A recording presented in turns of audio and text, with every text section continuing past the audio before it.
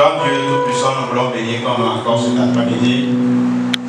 Nous te remercions et nous te louons, t'exaltons pour cette semaine merveilleuse que tu nous as accordée et tu as permis que ta grâce nous conduise de près comme de loin à braver les calamités, à braver la pluie pour arriver en ce lieu pour pouvoir t'adorer.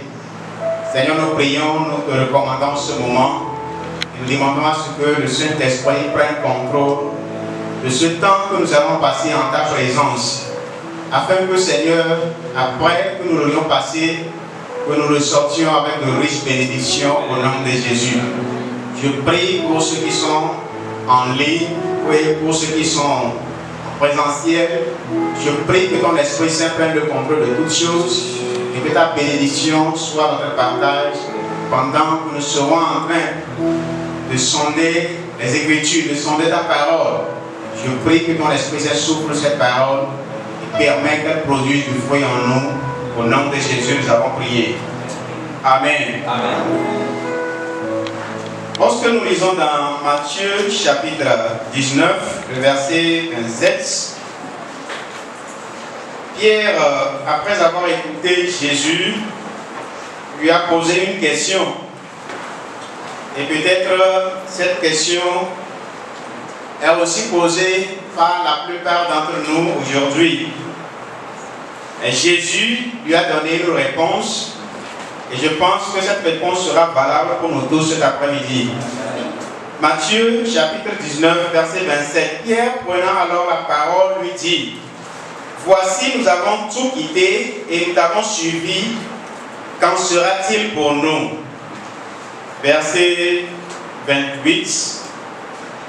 Bien, bon, nous lisons verset 29.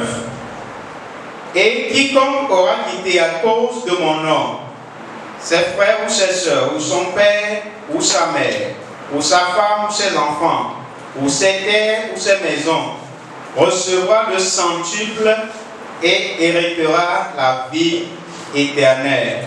Amen. Et dans d'autres versions, il est dit que quiconque aura quitté toutes ces choses à cause de mon nom recevra au centuple présentement dans ce siècle-ci et dans le siècle à venir, recevra beaucoup plus dans ce siècle-ci et dans le siècle à venir la vie éternelle. Ça c'est selon Luc chapitre 18, le verset 30. Et lorsque Dieu a appelé Abraham et lui dit: va-t'en de ton pays, de ta patrie, de la maison de ton père, quitte et va dans un pays que je te montrerai. L'Éternel a fait suivi ça d'une promesse. Il a dit: je rendrai ton nom grand, je te bénirai. Amen. C'est pourquoi cet après-midi, nous voudrions parler du terme la réussite du chrétien, la marque de la bénédiction de Dieu. La réussite du chrétien, la marque de la bénédiction de Dieu. Ce verset que nous venons de lire nous montre clairement que tout chrétien, après qu'il ait abandonné tout ce que le Seigneur lui a demandé d'abandonner, et qu'il ait pris l'engagement de pouvoir servir fidèlement Dieu, la question qu'on a souvent l'habitude de se poser, c'est que maintenant, quel sort nous est réservé? Maintenant que nous avons abandonné toutes ces choses, la vie de péché nous avons abandonné. Nous avons abandonné les anciennes relations. Ce qui ne nous permet pas d'être en bon terme avec le Seigneur, nous les avons abandonnés. Et maintenant, nous sommes attachés à Dieu. Nous sommes engagés à le suivre et à le servir. Quel sort nous est réservé? Les richesses de ce monde, les bénédictions de tout genre appartiennent à notre Dieu. Il est le Tout-Puissant. Il est le plus que vainqueur. Et personne ne peut le vaincre. Il n'a jamais échoué. Et c'est lui qui est notre Père. C'est lui qui est notre Dieu. N'est-ce pas qu'on dit souvent tel Père, tel Fils? Est-ce que c'est seulement sur le plan spirituel que nous devons ressembler à notre Père? Non. Je pense que physiquement, matériellement aussi, nous devons ressembler à notre Père. Il a dit: soyez saints car je suis saint. Et spirituellement parlant, nous nous engageons à mener une vie de sainteté pour ressembler à notre Père. Maintenant qu'il est le Dieu de toute richesse, il est le Dieu de toute bénédiction, il est le suprême, le Dieu qui n'échoue jamais, le plus que vainqueur. Alors, pourquoi ne devons-nous pas lui ressembler dans ce sens? Notre texte de base cet après-midi sera dans Genèse chapitre 26. Mais avant de lire le chapitre 26 de Genèse, nous allons lire d'abord le chapitre 13, verset 2. Genèse 13, nous lisons simplement le verset 2. Là, il est écrit: Abraham était riche en troupeaux, en argent et en or. C'est juste un résumé de ce que Dieu a promis à Abraham. Dans le chapitre 12, il a dit: je te bénirai, je multiplierai ta postérité, je rendrai ton nom grand. Et ici, la Bible dit qu'Abraham était riche matériellement, c'est-à-dire il était riche en troupeaux, il était riche en argent, il était riche en or. Maintenant, venons à notre texte de base, Genèse chapitre 26. Nous lisons à partir du verset 1. Genèse chapitre 26, nous lisons à partir du verset 1. Il y eut une famine dans le pays, outre la première famine qui eut lieu dans le temps d'Abraham. Et Isaac alla vers Abimelech, roi des Philistins, à Guérar. L'Éternel lui apparut et dit: ne descends pas en Égypte, demeure dans le pays que je te dirai. Séjourne dans ce pays-ci, je serai avec toi et je te bénirai. Car je donnerai toutes ces contrées à toi et à ta postérité, et je tiendrai le serment que j'ai fait à Abraham ton père. Verset 4. Je multiplierai ta postérité comme les étoiles du ciel. Je donnerai à ta postérité toutes ces contrées, et toutes ces nations de la terre seront bénies en ta postérité. Parce qu'Abraham a obéi à ma voix, et qu'il a observé mes ordres, mes commandements, mes statuts et mes lois. Et Isaac resta à Guérar. Amen. Ici, Abraham a reçu la promesse. Je ne voudrais pas parler d'Abraham, mais je veux parler de son fils Isaac, qui ici a expérimenté ce qu'on appelle la réussite matérielle. Quand bien même que ce n'est pas lui qui a reçu la promesse directement, il a fait l'expérience de la bénédiction matérielle dont je voudrais que nous puissions en tirer leçon pour que nous aussi, en tant que descendants d'Abraham, en tant que descendants d'Isaac, en tant qu'enfants de Dieu, nous qui avons abandonné tout, nous qui avons sacrifié certaines de nos vies qui constituaient un plaisir ou certaines choses qui constituaient un gain, bien un avantage pour nous, nous sommes attachés à Christ, quels peuvent être les bénéfices ou bien les gains que nous pouvons avoir. Nous allons exploiter tout ce chapitre au fur et à mesure. Vous allez voir qu'est-ce que cet homme a pu recevoir comme bénédiction de la part de Dieu. Et comme je l'ai dit en introduction, est-ce que c'est en vain que nous avons vu le Seigneur Jésus? Est-ce que c'est en vain que nous nous sommes sanctifiés? Est-ce que c'est en vain que nous nous sommes détournés de nos mauvaises voies et que nous nous sommes attachés à Christ et que nous avons fait le serment de pouvoir le servir? Non, loin de là. C'est Dieu qui a fait la promesse, il est fidèle. Tel qu'il est, tel nous serons. Il est riche, nous aussi nous serons riches. Il est le Tout-Puissant et il nous appelle à lui ressembler. Il est celui qui domine, il est celui qui réussit, n'a jamais échoué. Et nous, cet enfant, nous devons hériter ces choses auprès de lui. Lorsque nous continuons la lecture, toujours dans le chapitre 26 de Genèse, nous allons maintenant partir du verset 15. Verset 15. Parce qu'à cause du temps que je suis en train de sauter, mais bon, pas verset 15, d'abord verset 12. Verset 12. Isaac semant dans ce pays et il recueillit cette année le centuple, car l'Éternel le bénit.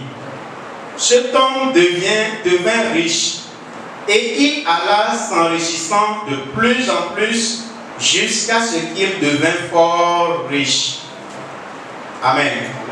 Voilà, c'est un homme. Et ce n'est pas Abraham qui a reçu la promesse de Dieu, que Dieu va le bénir, qu'il aura une prospérité, il sera riche, il aura un homme grand, mais c'est son fils qui peut-être n'a pas reçu la bénédiction, la promesse directement. Mais la Bible lui qualifie ici que c'est un homme qui était riche et il allait prospérant dans cette richesse jusqu'à ce qu'il ne devienne fort riche. Alors, est-ce que la Bible est contre la bénédiction matérielle? La réussite sur le plan matériel, est-ce que Dieu est contre cela? Je vais vous démontrer à partir d'Isaac ici que Dieu n'est pas contre la bénédiction matérielle, Dieu n'est pas contre la richesse matérielle, Dieu n'est pas contre la réussite matérielle, et c'est plutôt ce qu'il désire de chacun de nous, ses enfants. Donc il voudrait que nous puissions ressembler. Donc nous allons tirer quelques leçons de cet homme et nous allons voir comment il est arrivé à cette réussite, à ce succès. Le verset 12 a commencé en disant Isaac sema dans ce pays. Avant de pouvoir parvenir à la réussite, à déclencher la bénédiction de Dieu dans la vie de cet homme, il a fallu tout d'abord qu'il reçoive des instructions de la part de Dieu. Le premier verset, il a dit qu'il demeure. C'est vrai qu'il y a la famine dans le pays. C'est vrai que ça ne va pas dans le pays, mais Dieu l'a dit, reste là-bas. Reste dans ce pays, ne bouge pas, ne descends pas en Égypte, ne retourne pas en arrière, ne retourne pas dans le monde. Reste là. C'est là que je vais te bénir. Mais une fois qu'Isaac a reçu cette promesse, cette parole, il n'est pas resté les bras croisés pour attendre la bénédiction de Dieu, mais il a fait un pas. La Bible dit ici, il a semé dans ce pays et c'est alors qu'il a recueilli le centuple. Le chrétien ne peut pas rester bras croisés pour attendre recueillir le centuple, pour attendre la réussite, pour attendre le succès.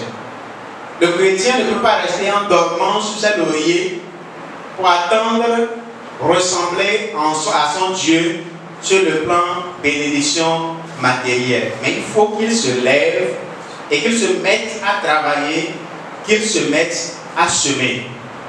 Et dans ce contexte, Isaac a fait plus que semer. Il a fait plus que travailler. D'abord, tout part par le changement de mentalité.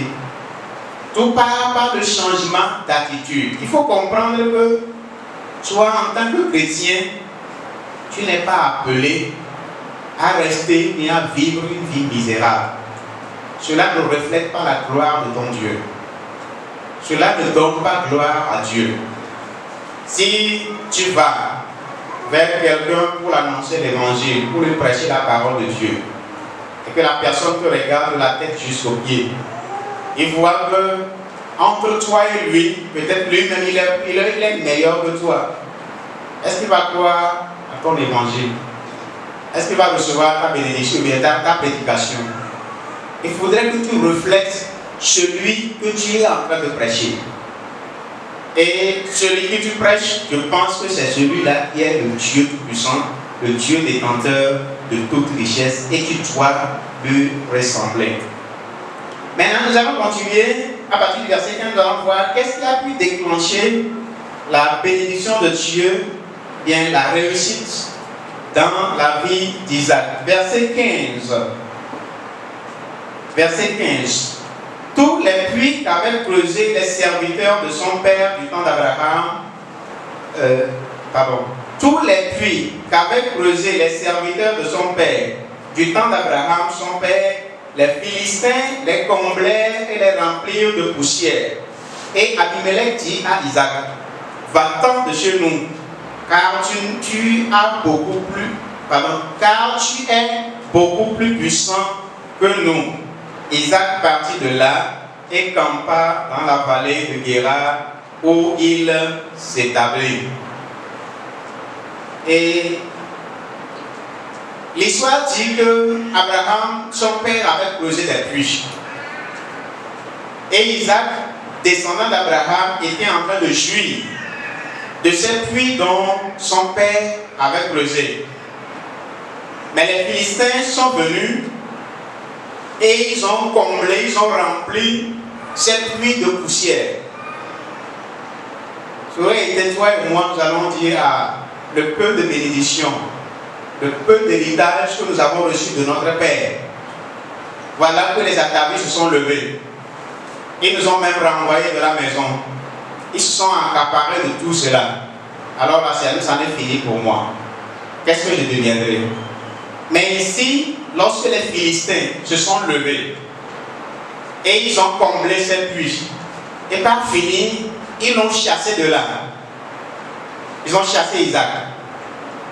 Isaac n'est pas resté à pleurer.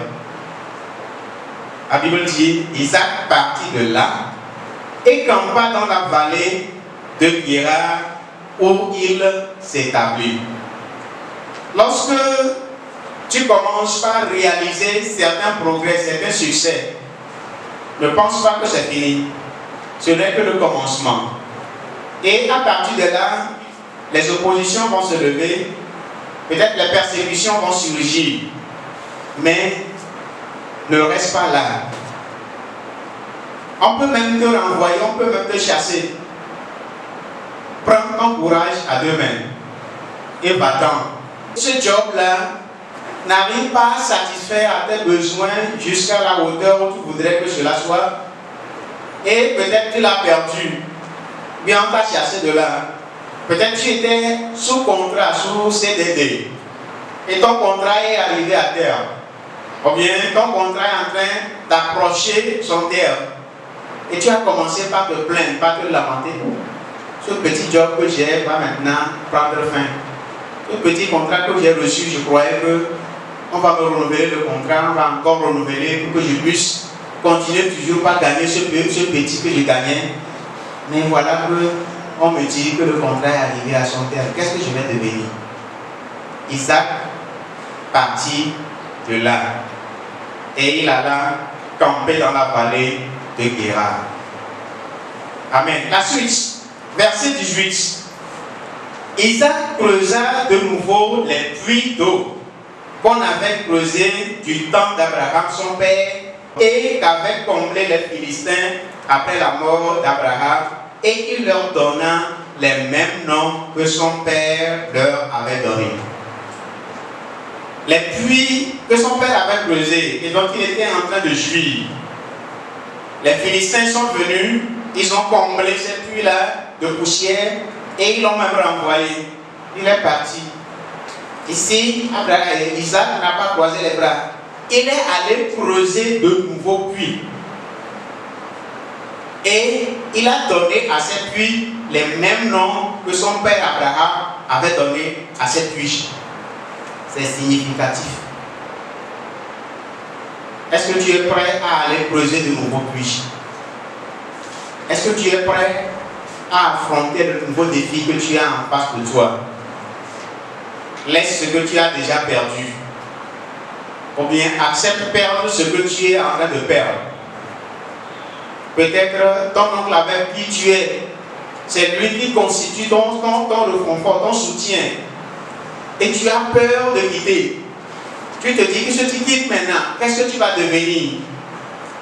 Tu as peur de prendre de nouvelles initiatives. Ce contrat que tu es en train de terminer, tu te dis qu'est-ce que tu vas devenir? Isaac est allé et il a creusé de nouveaux puits et il a donné de nouveaux noms, bien les mêmes noms que son père avait donné à ces puits. Verset 19. Les serviteurs d'Isaac creusèrent encore dans la vallée et ils trouvèrent un puits d'eau vive. Les bergers de Guérar querellèrent les bergers d'Isaac en disant: l'eau est à nous. Et il donna au puits le nom d'Ések parce qu'il s'était disputé avec lui. Verset 21. Ces serviteurs creusèrent un autre puits au sujet duquel on chercha aussi une querelle et il l'appela Sitna. il continuait par creuser des puits et il y avait toujours des oppositions.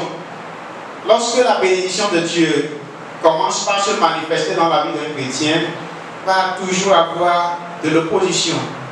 Quand le chrétien commence par réussir, il y aura toujours l'opposition. Les gens vont toujours se soulever, ils vont toujours chercher des querelles comme ils l'ont fait pour Isaac, ici dans notre contexte. Mais cela n'a pas découragé Isaac. Cela ne l'a pas empêché de continuer à creuser. Il a creusé les puits de son père. Après, il a creusé un autre puits. Et les Philistins sont encore venus lui chercher querelle. Il ne s'est pas arrêté là-bas. Il est allé de nouveau, il a creusé. Ils sont venus lui chercher encore querelle. Mais pas fini. Isaac va pousser un ouf de soulagement. Je pense que pour tous cet après-midi, la prière, et c'est la prière de Dieu, que chacun de nous parvienne à pousser ce ouf de soulagement, et ce serait ainsi au nom de Jésus. Verset 22, toujours dans Genèse chapitre 26, il se transporta de là et creusa un autre puits pour lequel on ne chercha pas querelle. Amen. Tu vas creuser encore un autre puits. Et là, on ne te cherchera plus querelle. Peut-être tu es en train de creuser, on te cherche querelle. Tu n'es pas encore arrivé. Continue. Le puits que Dieu t'a destiné, pour lequel on ne te cherchera plus querelle, est là. Tu ne l'as pas encore creusé. Et cet après-midi, je prie que tu arrives à le creuser et ce serait la fin au nom de Jésus. Il se transporta de là et creusa un autre puits pour lequel on ne chercha pas querelle et il l'appela Rehoboth. Car, dit-il, l'Éternel nous a maintenant mis au large et nous prospérerons dans le pays. C'est le ouf de soulagement dont je voudrais que chacun d'entre nous parvienne. Il faut que tu arrives à creuser ton Rehoboth. Et c'est là que tu auras réussi. Et c'est ce qui va déclencher la bénédiction de Dieu dans ta vie. Rehoboth qui signifie élargir l'espace, élargir, bien étendre son espace. Isaac dit, maintenant l'Éternel a élargi mon espace. L'Éternel a étendu mon espace. L'Éternel a ôté les limites, les barrières que l'ennemi posait à ma vie. Et maintenant je suis au large. Il faut que tu parviennes à arriver au large. Il faut que ton espace soit agrandi. Donc, je voudrais que nous puissions tirer au moins 4 leçons de ce texte que nous avons lu à partir d'Isaac. Et le premier, c'est que nous devons travailler pour notre réussite.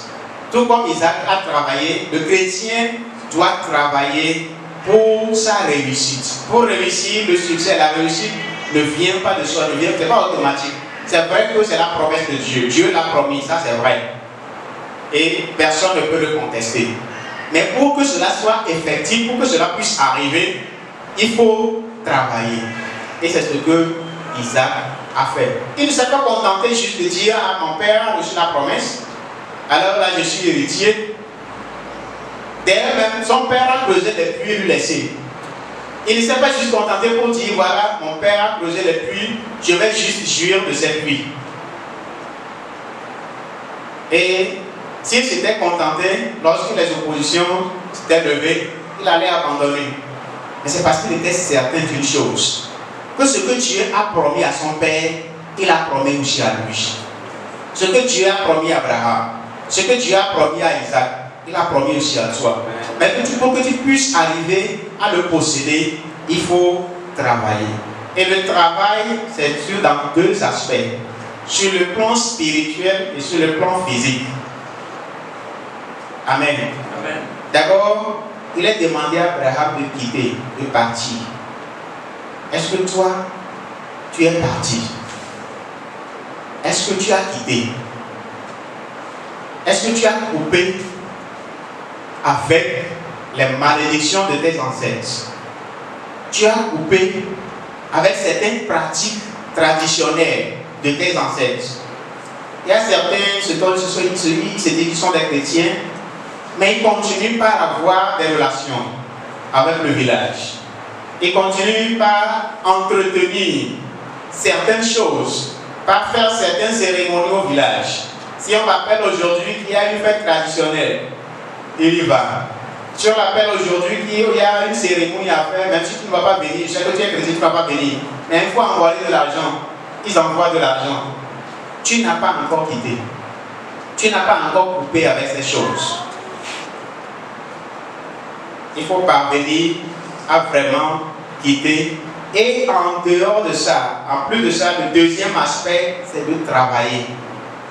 Mets-toi au travail. Peu importe le travail. Mets-toi seulement au travail. Ici, Isaac a semé et il a récolté le centuple.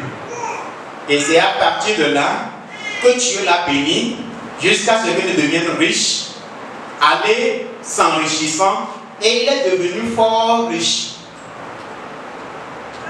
Dieu ne bénit pas les paresseux. Ceux qui dorment sur leur laurier, Dieu ne va pas les bénir. Mais ceux qui se lèvent et qui se mettent au travail, ceux qui se battent, ce sont eux-là que Dieu bénit. Et je voudrais que tu fasses partie de ceux-là cet après-midi au nom de Jésus. La deuxième leçon que je voudrais que nous tirions, c'est que il faut arriver à braver les querelles, à braver les obstacles pour sa réussite.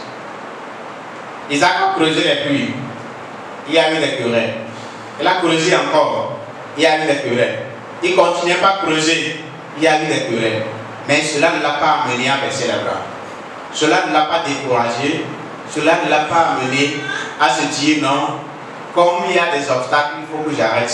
S'il avait arrêté, la bénédiction de Dieu ne serait pas arrivée dans sa vie. Il y a beaucoup de personnes qui ont bien commencé quelque chose, mais ils ont abandonné en cours de route. Cette chose-là que je suis en train de faire là, à quoi ça va aboutir? Qu'est-ce que ça va donner? Dès que j'ai commencé, ça ne marche pas. Ce petit business que j'ai commencé, j'ai eu même faillite. Pourquoi je vais continuer? Il faut continuer. Il faut aller. Même s'il y a faillite, continue. Même si ça ne marche pas comme tu le veux, comme tu le souhaites, continue, avance. Tu n'as pas encore creusé ton Rehoboth. Lorsque tu le creuseras, tu verras la bénédiction de Dieu qui va s'éclater. Et tu sauras que le Dieu qui a fait la promesse, il est fidèle. La troisième leçon, c'est que la bénédiction de Dieu n'a pas de limite. Il n'y a pas de frontière. Il n'y a pas de barrière pour la bénédiction de Dieu. Lorsqu'Isaac est arrivé à creuser son Rehoboth, il ne pouvait pas avoir de querelle. Parce que la bénédiction de Dieu, et après eux-mêmes ils ont eu à le dire, que toi tu es le béni de l'Éternel. Nous allons voir ça par la suite. Nous allons voir le verset nous sommes toujours dans notre chapitre 26. Verset 26, Abimelech vint de Guérar auprès de lui avec Ahuzat, son ami, et Picol, chef de son armée. Isaac leur dit, pourquoi venez-vous vers moi, puisque vous me haïssez et que vous m'avez renvoyé de chez vous? Ils répondirent, nous voyons que l'Éternel est avec toi. C'est pourquoi nous disons qu'il y ait un serment entre nous et toi. Dis-toi, nous voyons que l'Éternel est avec toi. Les gens vont finir par comprendre, par voir que l'Éternel est avec toi. Amen. Verset 30. Isaac leur fit, verset 29. Jure que tu ne nous feras aucun mal, de même que tu nous as point maltraité, que nous t'avons fait seulement du bien et que nous t'avons laissé partir en paix. Tu es maintenant béni de l'Éternel. Ceux qui s'opposaient, ceux qui lui faisaient la guerre, ceux qui lui faisaient querelle, ils sont venus maintenant à cette conclusion que tu es le béni de l'Éternel. quelqu'un parviendra à dire cela pour ta vie au nom de Jésus. Même ceux qui te cherchent querelle, ceux qui sont en train de te pousser, de chercher à mettre les bâtons dans tes roues, de chercher par tous les moyens de te faire échouer.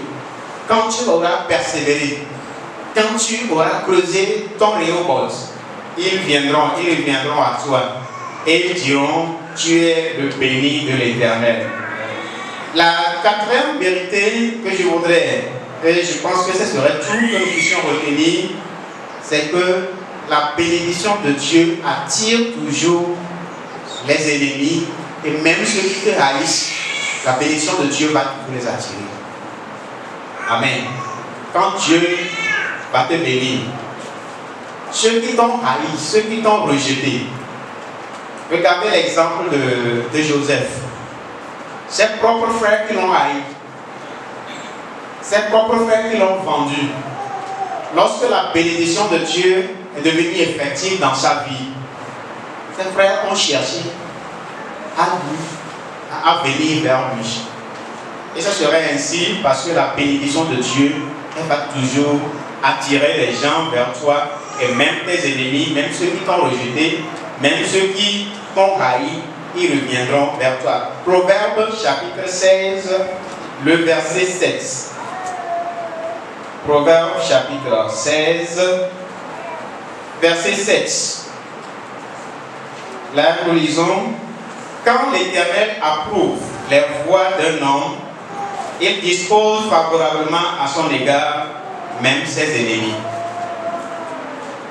Quand l'Éternel approuve les voies d'un homme, il dispose favorablement à son égard même ses ennemis. Et c'est ce qu'il a fait pour Isaac ici. Les Philistins qui l'ont combattu, les Philistins qui l'ont cherché querelle à plusieurs reprises, sont maintenant revenus vers lui. Si l'Éternel approuve tes voies, tu vas disposer tes ennemis à ta faveur. Et je prie que ce soit ainsi pour toi au nom de Jésus. Et je pense que Christ s'est donné à la croix. Il s'est fait pauvre pour que toi et moi tu deviennes riches. Il s'est fait esclave pour que nous soyons libres. Pas pour que nous soyons dans cette condition misérable.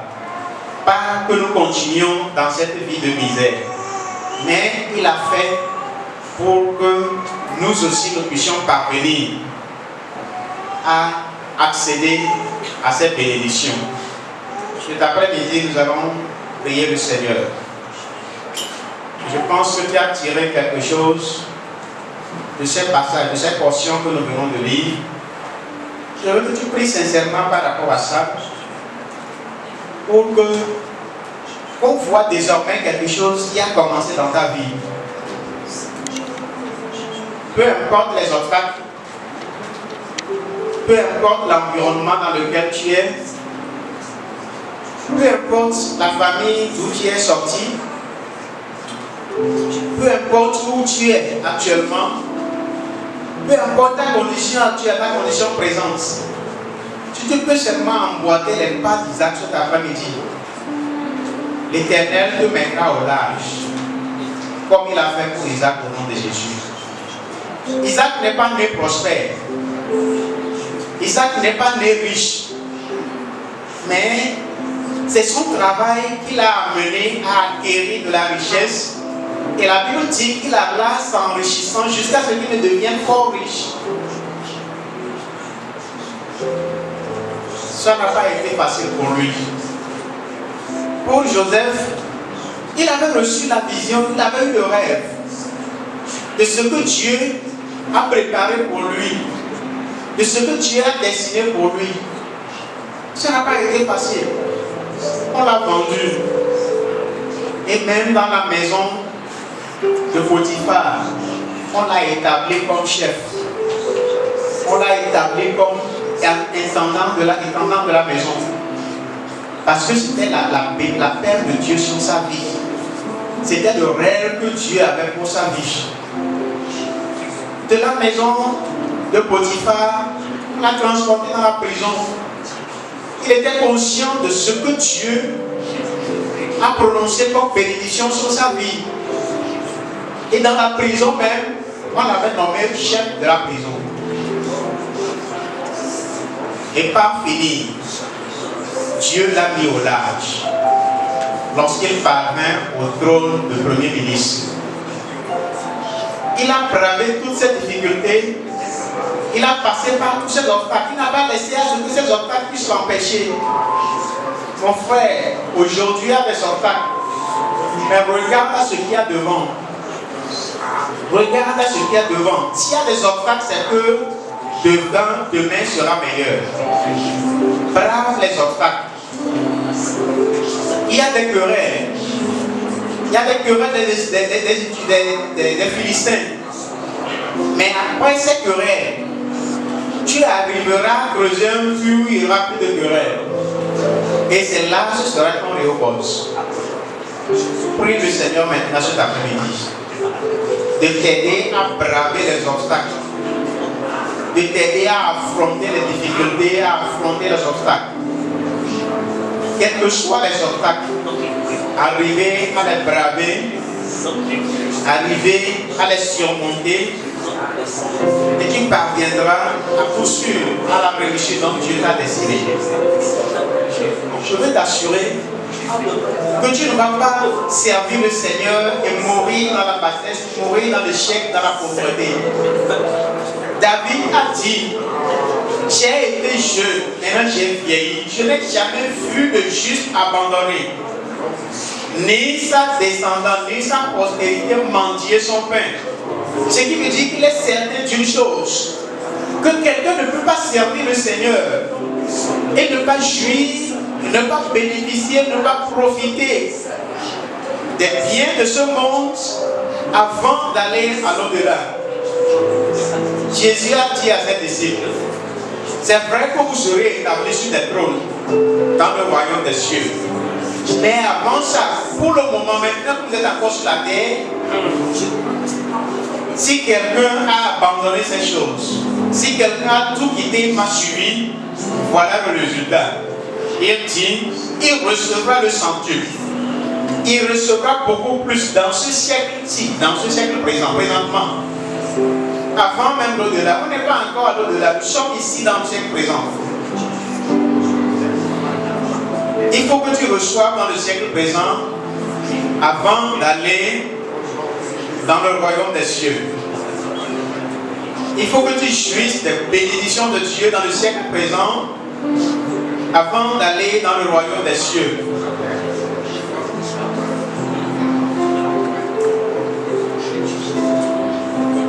Est-ce que tu es sûr de cela? Tu es sûr de ce que David a dit? J'ai été jeune, maintenant je suis jeune, je n'ai jamais vu le juste abandonné. Est-ce que tu es sûr de cela? Que juste, celui qui adore Dieu fidèlement, celui qui vit dans la justice, dans la sainteté, dans la crainte de Dieu, cette personne n'est jamais abandonnée. Isaac n'a pas été abandonné. Même devant les obstacles, Dieu ne l'a pas abandonné. Dieu a été avec lui. Et ses ennemis ont fini par le dire: Dieu, l'Éternel est avec toi. Tu es le béni de l'Éternel. Mais toi, tu as commencé par faiblir. Tu as commencé par abandonner. Tu as abandonné très, très tôt. Il faut reprendre tes forces. Il faut regagner tes forces. Et dis-toi qu'un juste n'est jamais abandonné. Que celui qui a abandonné tout pour servir le Seigneur, Dieu est avec lui. Et il le bénira certainement au nom de Jésus. Tu vas prier maintenant, demander à Dieu de t'aider à parvenir à creuser ton puits Rehoboth. Là où tu arriveras au large. Là où tu auras ton espace étendu. Là où tu auras ton espace agrandi. Et demande à Dieu de t'aider à parvenir à creuser ce puits. Isaac l'a découvert par son travail. Il continuait par creuser jusqu'à ce qu'il n'ait creusé Rehoboth. Creuse, continue par creuser. N'abandonne pas, continue par creuser. Tu creuseras certainement ton Rehoboth au nom de Jésus. L'Éternel te mettra au large. L'Éternel étendra ton espace. L'Éternel étendra tes limites. Les hommes t'ont établi des limites. Les démons t'ont établi des limites. Les esprits familiaux t'ont établi des limites. Ils ont mis des frontières à ta vie. Et ils ont dit non, dans votre famille, là, personne ne va franchir cette barrière, ne va franchir cette étape. Et toi, tu n'y arriveras pas. Mon frère, tu as du travail. Ma soeur, tu as du travail. Dans votre famille, les gens ne se marient pas jusqu'à rester dans le foyer. C'est une barrière que les esprits familiaux ont établie à ta vie. Il faut travailler pour ôter cette barrière. Et l'Éternel te mettra au large au nom de Jésus. L'Éternel va élargir ta tente. L'Éternel va élargir ton espace. Et je prie que ce soit ainsi au nom de Jésus. Mon Dieu, mon roi, je veux te bénir encore cet après-midi. Te remercier pour ta parole. Et quand elle sort, elle accomplit ce pourquoi tu l'as envoyée. Je prie que ce soit ainsi cet après-midi au nom de Jésus. Et que quelqu'un parvienne à être mis au large au nom de Jésus.